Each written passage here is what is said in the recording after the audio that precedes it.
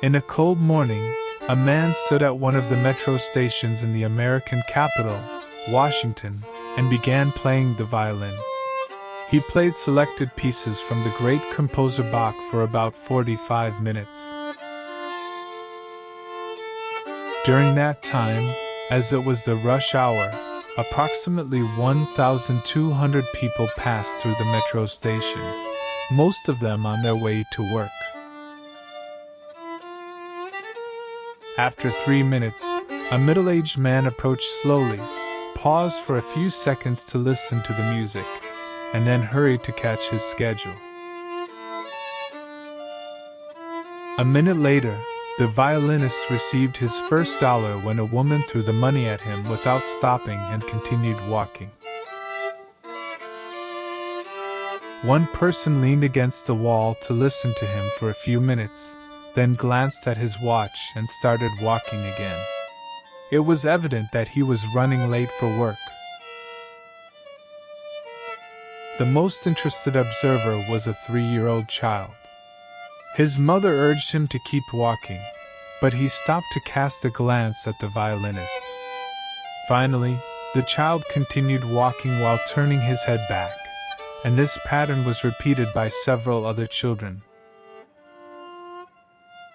All the parents, without exception, forced their children to keep walking, while all the children, without exception, attempted to stop and listen. In 45 minutes of the musician's performance, only 6 people stopped and listened for a while, and out of the approximately 20 people who passed by, some of them gave him money before continuing to walk at their usual pace. The violinist collected a total of $32 at the end of the 45-minute performance. When he finished playing, silence prevailed, and no one noticed or applauded him. No one realized that this violinist was Joshua Bell, one of the greatest and most renowned musicians in the world. He played a collection of the most intricate musical pieces, and he was playing on a violin worth $3.5 million. Just 2 days prior to his subway performance, tickets to his concert in one of the theaters in Boston were sold for an average of $100. Joshua Bell played at the metro station as part of a social experiment organized by the Washington Post to study human perception and priorities. The main idea behind it was to see if people would recognize beauty in an unusual environment and at an unexpected time, if they would stop to appreciate it, and if they would recognize talent in an unexpected context. This serves as an important social experiment. Joshua Bell showcased his talent in an inappropriate place, and people failed to grasp the talent that was offered to them for free. How often do we encounter events and experiences in our lives that resemble Joshua Bell's story? How many talents remain buried because they were presented in the wrong place and to people who are not interested in them? It is a reminder for all of us to be more aware and supportive of the talents around us. We should create an environment that nurtures and encourages creativity, where individuals can freely express their talents and receive the recognition they deserve. It is essential for us to be open-minded and tolerant in discovering and appreciating talents that may be overlooked or undervalued. And the result of this experiment is to place yourself in the right time and place, or else your talents and creativity will be lost in the wind.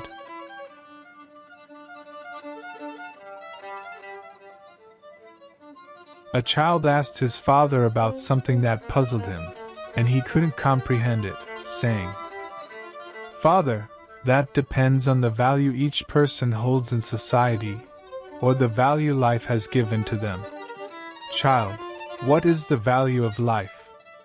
"Father, I won't answer that question, but you will come to know it yourself." Take this beautiful stone and go to the market, try to sell it. When someone asks you about its price, don't say anything, just raise 2 fingers from your hand. The son took the stone, astonished, and went to the market to offer it for sale.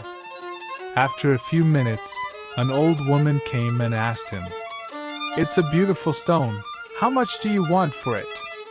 Just as his father had instructed, he remained silent and raised 2 fingers. The old woman responded, "Do you mean $2? I'll buy it from you right now." Excitedly, the child took the stone back to his father to tell him what happened. "Child, father, I did as you told me, and I learned that the value of this stone is $2. Father, well done. Now take the same stone to the museum here in town and do the same thing. When someone asks you, raise 2 fingers and remain silent."